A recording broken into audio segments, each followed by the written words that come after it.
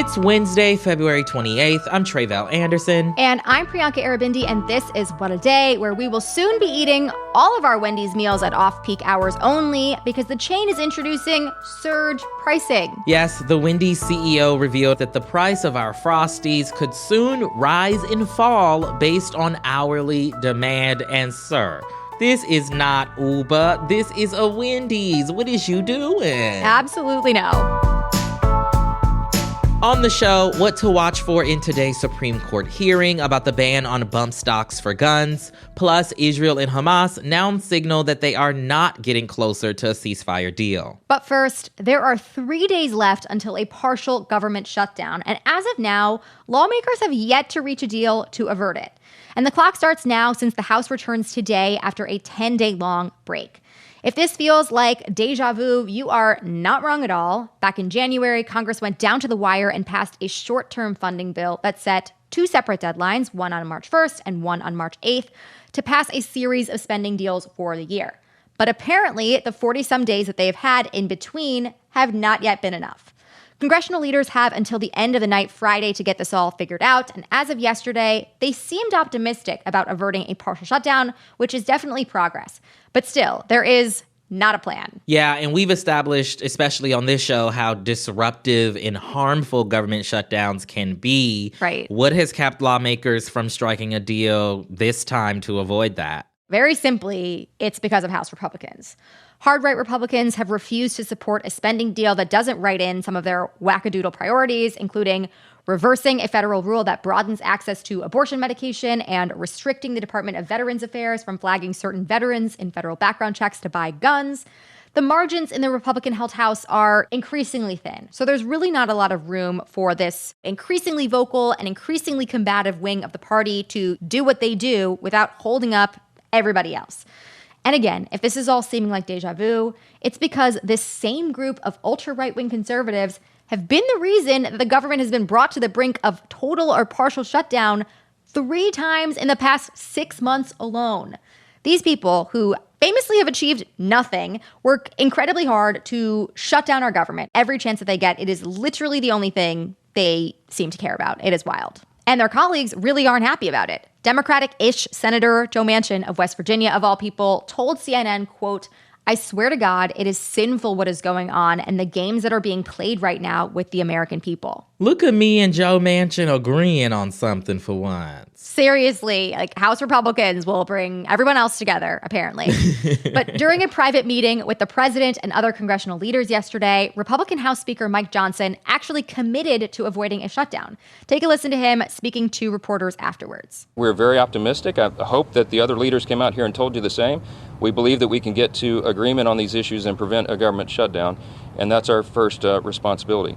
That commitment is certainly fueling the optimism that I mentioned earlier. But still, despite what Johnson says, this isn't a done deal yet, and we will be very anxiously awaiting updates as we approach this deadline. For sure. Now, what else can you tell us about that White House meeting with the president? In addition to pushing Johnson to get his caucus together to keep the government open, a big part of that meeting between President Biden, Speaker Johnson, and congressional leaders on both sides of the aisle was focused on getting aid to Ukraine. It was described as particularly heated. Senate Democratic Majority Leader Chuck Schumer told reporters afterwards that it was one of the most intense meetings he has ever experienced in the Oval Office. So far, Johnson has refused to take up the $95 billion aid package that the Senate passed earlier this month for Israel and Ukraine in the House. But he came under intense pressure to do so from Biden and Democratic leaders, as well as Senate Minority Leader Mitch McConnell. Johnson told reporters afterwards that the country's first priority is the border, meaning that his party's first priority is the border, but he is, quote, actively pursuing and investigating all the various options when it comes to passing aid for Ukraine. So remains to be seen what exactly that means. Will he bring it up for a vote? Will he not? We will be watching. Thanks for that, Priyanka. Now on to a story in the ongoing fight for gun control. Today, the Supreme Court will hear arguments about a Trump-era ban on bump stocks, which, according to the FBI, are devices that can alter semi-automatic weapons so they fire up to 1,000 rounds of ammunition in 11 minutes, which is exactly what happened in a mass shooting back in October of 2017. That's when nearly 60 people were killed and roughly 500 others were wounded during the Route 91 Harvest Music Festival in Vegas. The gunman in that mass shooting, which was one of the deadliest in U.S. history, had set up shop from the 32nd floor of a hotel across the street, and he used a bump stock, which essentially turned his semi-automatic weapons into machine guns. In response, then President Trump directed then Attorney General Jeff Sessions to craft regulations that would ban these devices. And it was a pretty big deal at the time because it was basically the first definitive policy solution that Trump had offered related to gun control, beyond the thoughts and prayers that our elected officials love to offer up during these tragic and presumably preventable situations. And so now the legality of that ban is one of the things the Supreme Court is going to decide in Garland versus Cargill. Break this down for us. Why exactly might a ban on bump stocks, of all things, be illegal? The Cargill in Garland versus Cargill is Michael Cargill, a gun dealer in Texas. In April of 2018, he bought 2 bump stocks for his personal collection. Now, he turned them over to the government after this rule was adopted in December of that year because he had to. But then he turned around and challenged the ban in court in Texas literally a day later. So we know this was a coordinated effort. And basically, his lawyers are saying a couple of things, including that, one, the Bureau of Alcohol, Tobacco, Firearms and Explosives, or ATF, doesn't have the legal authority to outlaw bump stocks and that Congress should be doing so. And 2, that bump stocks shouldn't be classified as machine guns based on the definition set forth for machine guns in the National Firearms Act, which is a law from 1986. Now, I'm not going to go too deeply into the parsing of the definition of what is and isn't a machine gun that's being done in this case here. But what y'all need to know is that various courts in various districts have ruled in various ways regarding this. And so now the Supreme Court, through Garland versus Cargill, is set to end the legal back and forth that's been happening since this ban was adopted. Okay, so the Supreme Court currently is a 6-3 conservative majority. But also, this is a ban that was instituted by President Trump. What do we think will happen once the courts hear these arguments today? Is there any indication of how they might rule on this? Yeah, well, we called up Chip Brownlee to ask just that. He is a reporter for The Trace, which is a nonprofit newsroom covering gun violence. Take a listen to what he had to say. I think there are some signs that they may want to overturn it, not necessarily because any of the justices really think that having devices that can turn guns into machine guns essentially is a good thing, but rather there's all of these different legal arguments going on about authority of federal agencies. A lot of the conservative justices have in the past ruled and at least hinted that they would like to kind of limit federal agency to issue their own regulations. So I think if it were to be overturned, we would maybe see it done on those grounds. Now, the Biden administration is, of course, arguing that the ban on bump stocks should continue and that ATF's definition of what makes a machine gun is appropriate and accurate. But we will find out how the Supreme Court rules by the end of June. That's the latest for now. We'll be back after some advertisements.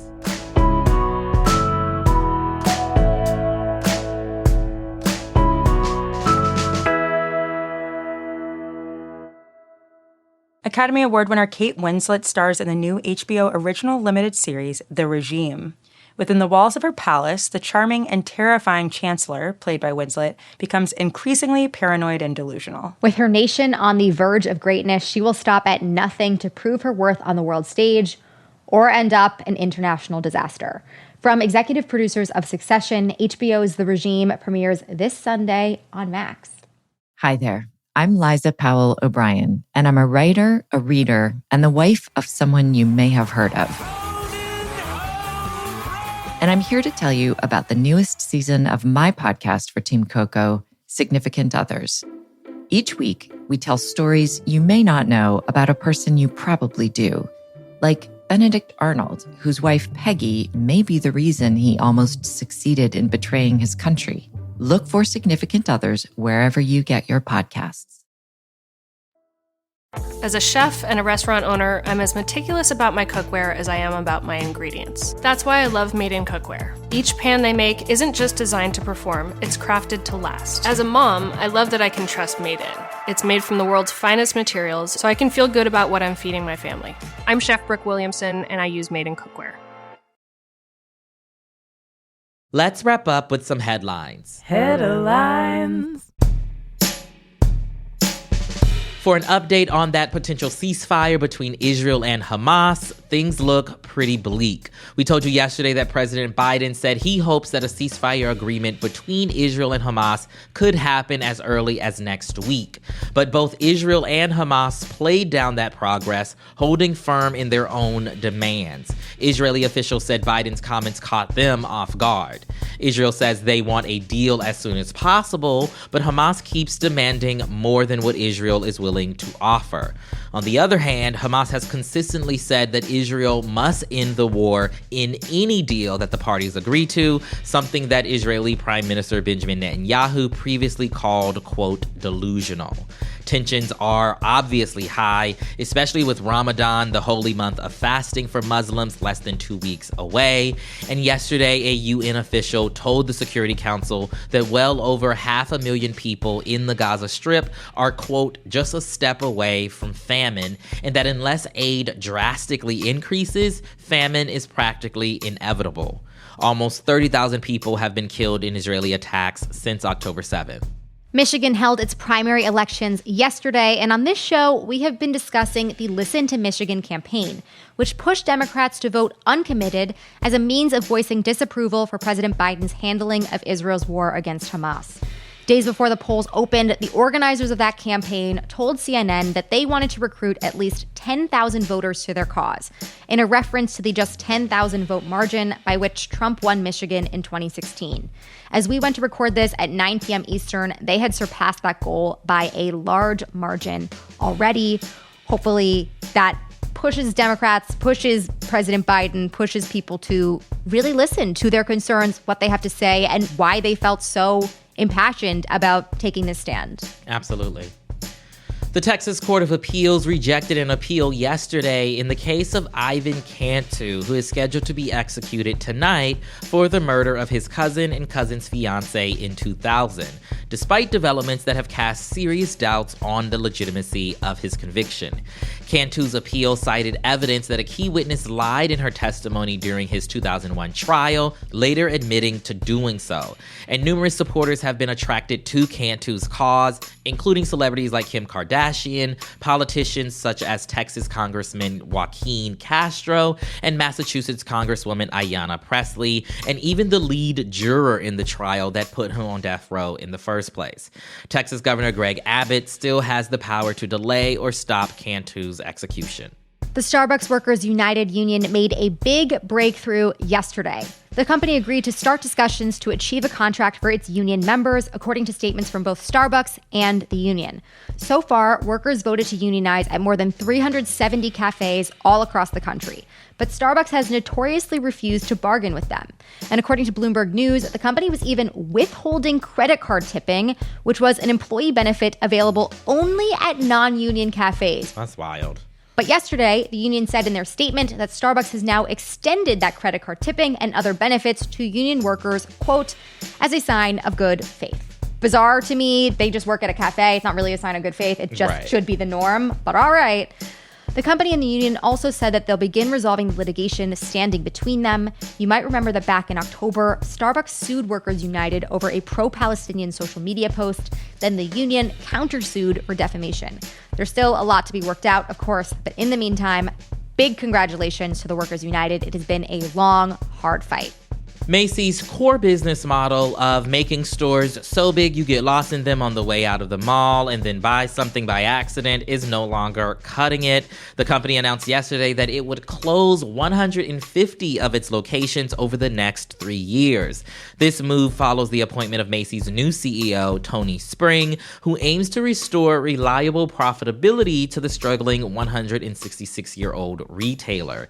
He says he'll accomplish this by upgrading the 350 Macy's that are left after the downsizing and opening more of the company's higher-performing luxury subsidiaries, Bloomingdale's and Blue Mercury. Long live the department store. Priyanka, they're dying. I hate this for us. I hate it, but I do think that Macy's needs to add to their strategy the revival of Marshall Fields, which they murdered in the greater Chicagoland area. I think that would really do big things for their business. I don't know. New CEO, time to shake things up. Make the people happy. Why not? Why not? And the greatest whodunit of this year's Democratic primary in New Hampshire has been solved. We now know for sure who commissioned those AI Joe Biden robocalls that discourage voters from participating in the election. Here is that call to refresh your memory. We know the value of voting Democratic when our votes count. It's important that you save your vote for the November election. NBC News confirmed that this dystopian masterpiece was the work of Alabama-based Democratic consultant Stephen Kramer, who at the time of the primary was employed by none other than President Biden's long-shot challenger, Dean Phillips. Phillips has denied that he had any knowledge of the plan. Sure, Jan. But this story is much more than just a case of a consultant gone rogue. For one thing, there's the person who Kramer partnered with to deploy his phone call. That honor goes to magician Paul Carpenter. The New York Times says that Carpenter met Kramer at a Thanksgiving party and then blew Kramer's mind by showing him not a magic trick, but an AI impression of Lindsey Graham, quote, saying something vulgar. Just truly mind-blowing things. Another fun detail is Kramer's line of defense after his robocall plan went awry.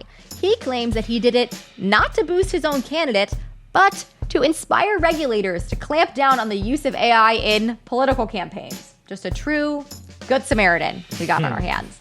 If that is true, his plan was a success since the Federal Communications Commission did end up speeding up plans to outlaw these calls after Robo-Biden was unleashed on New Hampshire voters.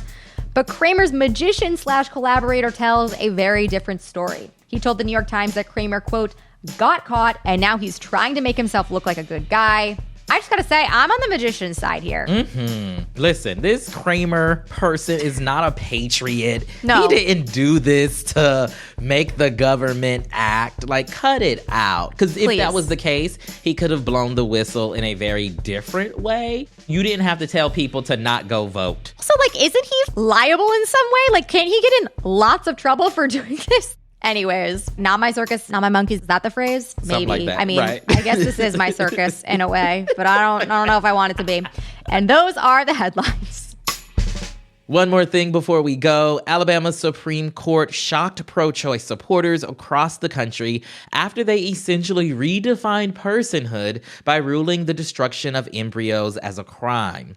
On the latest episode of Hysteria, hosts Aaron Ryan and Alyssa Mastromonaco discuss the significant impacts and horrendous effects we expect to see as a result. To learn more about the consequences of this decision, head to the Hysteria feed, available wherever you get your podcasts. That is all for today. If you like the show, make sure you subscribe, leave a review, get lost in Macy's while you still can, and tell your friends to listen. And if you are into reading and not just fair deals for Starbucks workers like me, What A Day is also a nightly newsletter. Check it out and subscribe at crooked.com/subscribe. I'm Tre'vell Anderson. I'm Priyanka Arabindi. And leave Robo-Biden alone. But you know who we're not leaving alone? That magician. There's more to the story, and I want it all. I trust that you will figure it out.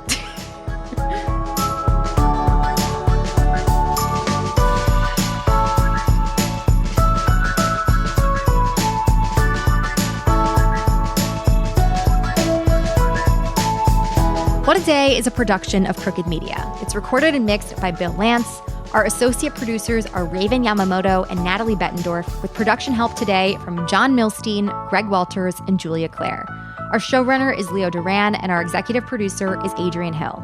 Our theme music is by Colin Gilliard and Kashaka.